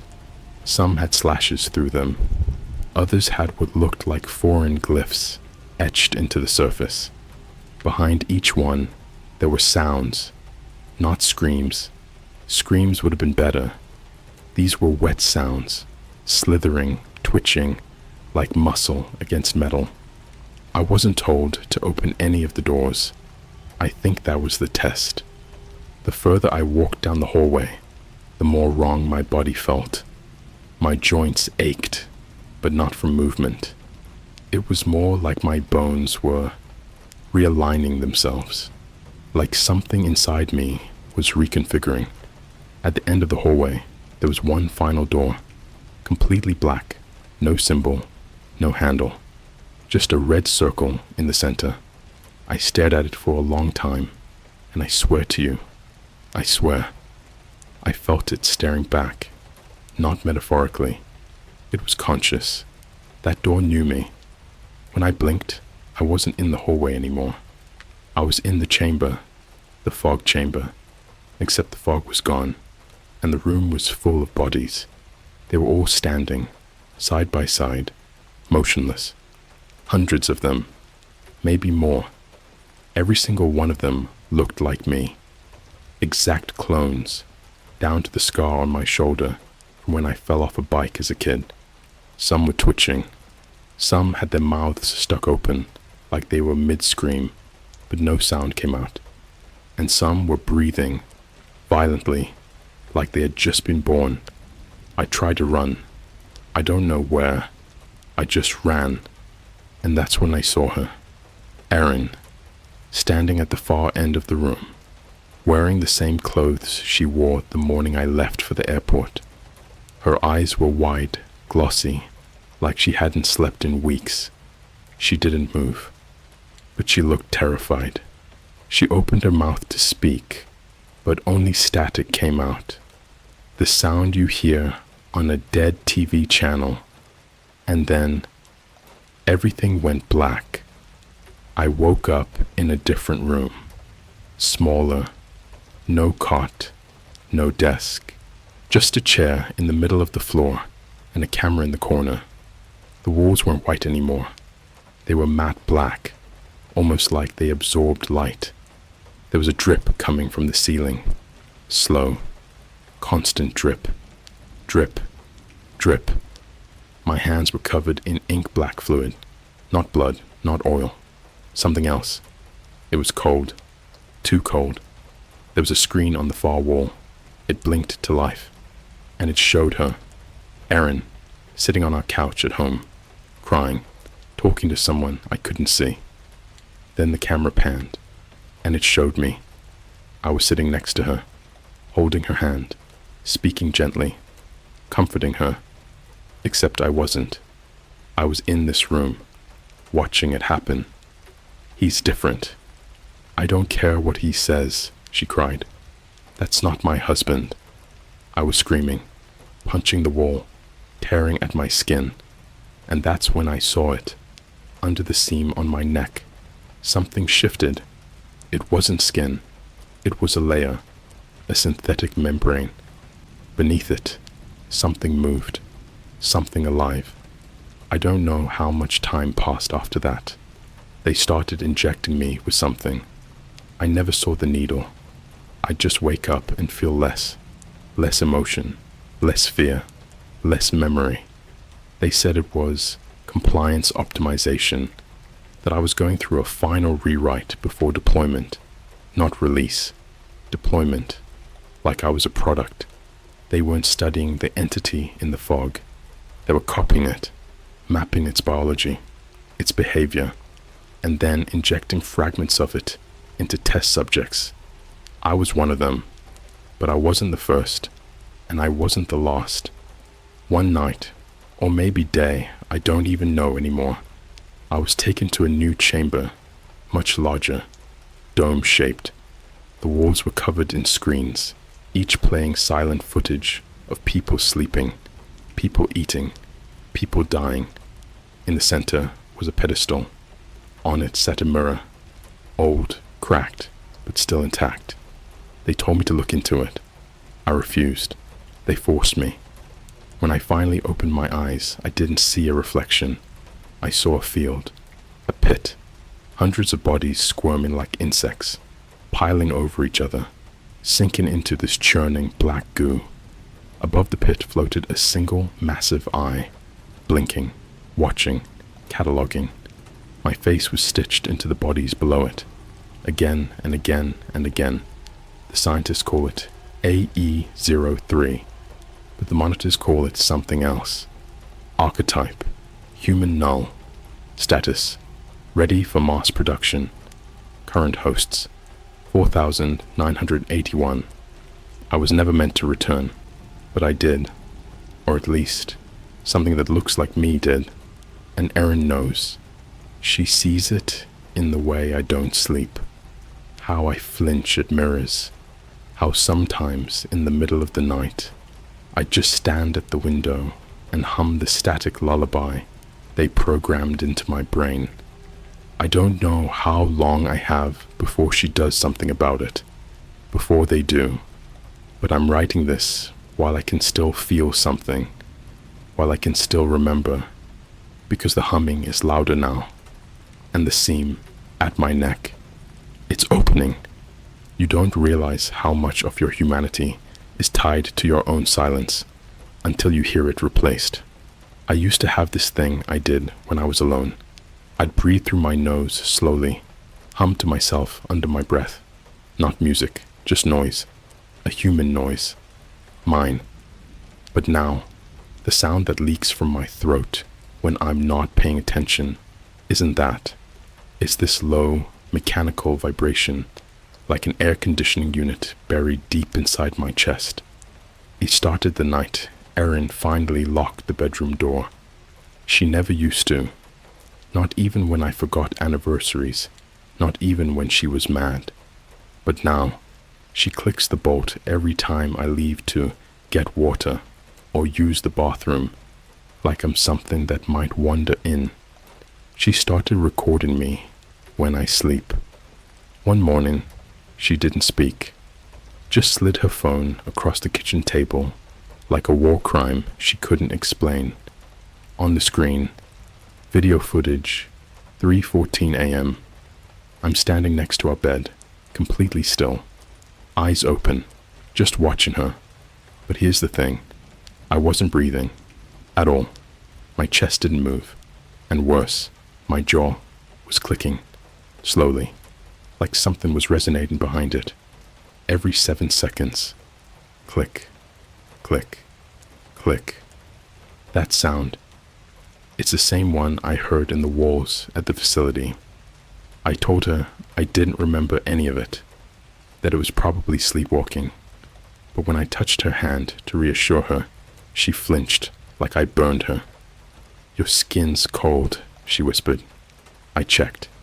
It was. Not just cold, it was numb. I stabbed my palm with a toothpick in the bathroom that night. Deep. Blood pooled, thick and dark. But I didn't feel it. I kept pushing deeper. Still nothing. That's when I found the metal. It was under the skin, just beneath the tendon. Something hard, smooth. I dug until I couldn't anymore. The skin healed overnight. No scar. There's this part of me that still wants to believe it's a dream, that I'll wake up in my bed in Chicago, next to Erin, with sunlight cutting through the blinds and the cat knocking over my water glass like it does every goddamn morning. But the cat hasn't come into our room in 3 weeks, and Erin has started sleeping with her phone flashlight on. It got worse. I started hearing a voice, not in my head, but behind it. You ever have someone stand behind you so close You can hear their breath before you feel it. That's what this voice is. It doesn't speak words. Not exactly. It's just a suggestion, an urge. The first time, it told me to stand under the shower until the water ran cold. I stood there for 42 minutes. Erin found me, with my head tilted back, mouth open, water pouring down my throat. The second time, it told me to open the crawl space. I didn't even know we had one. Behind the panel in our closet, there's a narrow opening. It smelled like rust and old meat. I crawled inside with my phone light. The space opened up into this low concrete room that shouldn't exist. At the center of the room, under the foundation of my house, was a hatch. Steel. Numbered 0, 4-0, 3-211. My contractor ID. The number from the facility. I should have run. I should have burned the house down. Instead, I opened the hatch. Inside, there was a chair, a computer, a mirror, and someone in the mirror. Wasn't me. I was staring into a version of myself with missing eyes. Not gouged, just smooth, empty sockets. It grinned at me. Then I heard it. From inside the walls, behind the pipes, under the house. A whisper. Time to sink. I blacked out. When I woke up, I was back in bed. But something was wrong. Everything in the house was mirrored, flipped. The doorknobs were on the opposite side. The microwave digits were backwards. Even the labels on the cereal boxes were reversed. But Erin wasn't. She was exactly the same, which meant she noticed. I told her I had a mental episode, a break, a hallucination. She nodded, said she understood. But that night, I caught her typing something into her phone behind her pillow. I memorized what I saw. He's changing faster now. The fail-safes aren't working. Do I activate the kill switch? I waited until she was asleep and found the number she texted. It wasn't a contact. It was just listed as static. There was a knock at the door the next morning. A man in a black coat stood on the porch. Bald, no eyebrows, skin so tight it looked painted on. He smiled without blinking. "You're out of alignment," he said. "We're here to assist." Erin acted like she'd seen him before. She didn't speak, just stepped aside. I wasn't in control anymore. They injected something into my spine, a fluid colder than anything I've ever felt. It was like my nerves went silent. For 10 minutes, I felt like I was watching myself from the corner of the room. I laughed, cried, screamed, all without moving a single muscle. Then everything turned white. When I came back to consciousness, I was in a car. Highway, midnight, Erin driving. Her eyes were red from crying, but she wouldn't look at me. There was a device on the dashboard, black metal, a single button, labeled Revert Host, the kill switch. I asked her what it did. She didn't answer, just whispered, "I don't know if you're the man I married, but I want to believe I wanted to believe too." But something inside me didn't. And then the radio turned on. By itself, it played a recording, my voice, saying, "Don't press it." He's listening. We both screamed. The dashboard began melting, not figuratively, melting. The texture turned into that same thick, dark substance I saw in the facility. It spread over the windows, blocking the outside. The car stopped moving. The engine was still on. The GPS began flashing coordinates. I memorized them. I had to. 47 degrees, 9 minutes south. 126 degrees, 43 minutes west. That's somewhere in the middle of the Pacific Ocean. Nothing but open water. We ditched the car. Took a motel near a gas station off Route 86. Erin hasn't spoken since. I tried to sleep, but I dreamt of the facility, the fog room, the pedestal. The eye. Always the eye. And it whispered again. You are host 211. The others are active. Kill switch is failure. Observer 13 has been compromised. You are not malfunctioning. You are awakening. It's in me. It's been in me. I'm not infected. I'm not possessed. I'm programmed. Whatever they installed, it isn't just hardware. It's memory. Layers of artificial experience, rewritten over my real past. The birthday parties, the wedding, the moment Erin told me she was pregnant. All scripts, all replications. And the original? I saw him in the footage they showed me. He was strapped to a metal table, face torn open, chest split like a book. His organs were suspended in clear gel, still pulsing, and his eyes were watching me, alive. You are the reflection, a voice said. He is the light. I don't know how much longer I can hold on. Erin sleeps with a knife under her pillow now.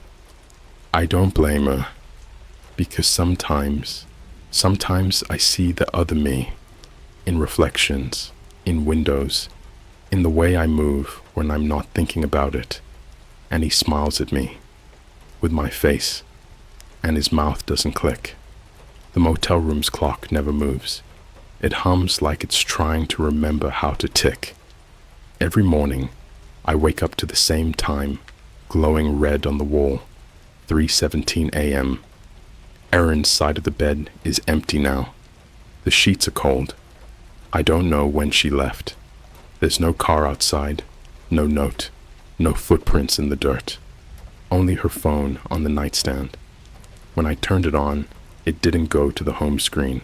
Just a black display with a blinking line of text. 211/sync complete. Then it shut off on its own. The motel manager says nobody checked in with me. He swears the room hasn't been rented in months.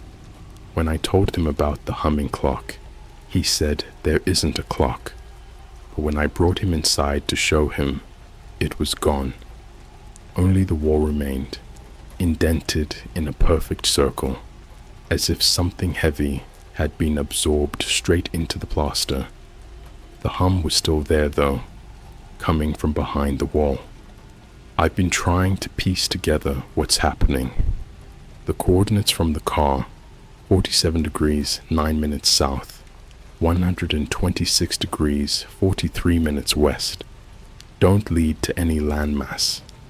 But if you plug them into certain dark web satellite maps, a faint geometric shape appears under the water. Not an island, a structure, a perfect hexagon, wider than Manhattan, and right in the center, a blinking light that pulses every 17 seconds, the same rhythm as the clicking in my jaw. I've started recording myself again.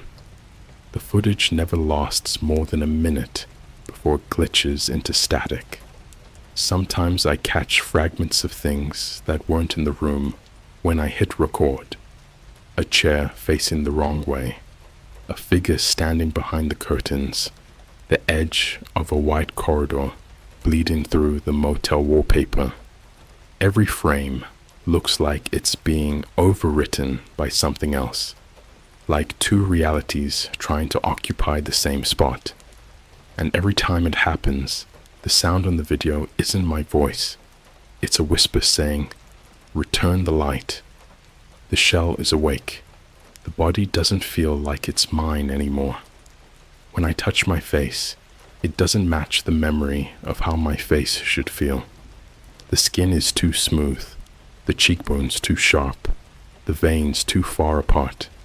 Sometimes I see faint blue light moving under my wrists, like circuits following the lines of old blood.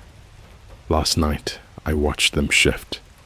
Tiny motes of light rearranging themselves under my skin, spelling something for half a second before fading. Kill switch overridden at 3:17 a.m. The power always cuts.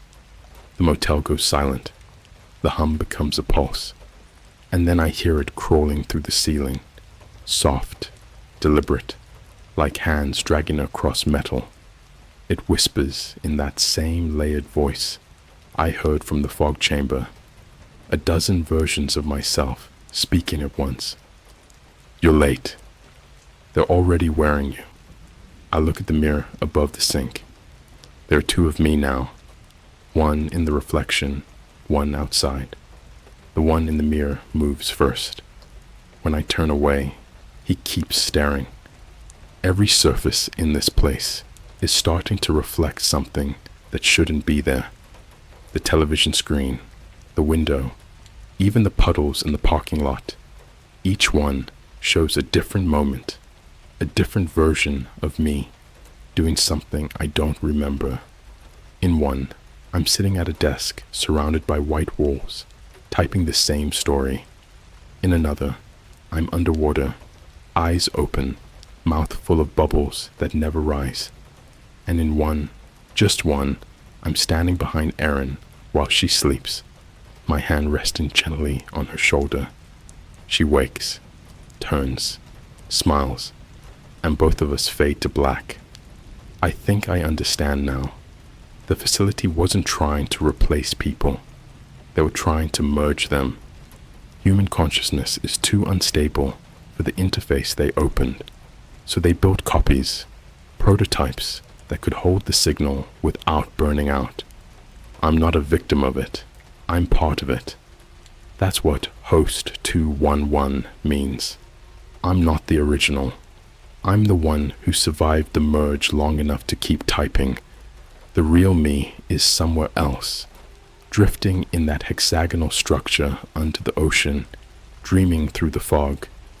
The hum in the wall is louder tonight. I pressed my ear against it and heard breathing, not human breathing, deep, slow, like something learning how lungs work. The wallpaper rippled under my cheek.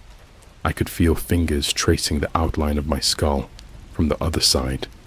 Then a voice said, perfectly calm, "You've completed the observation cycle. Step forward."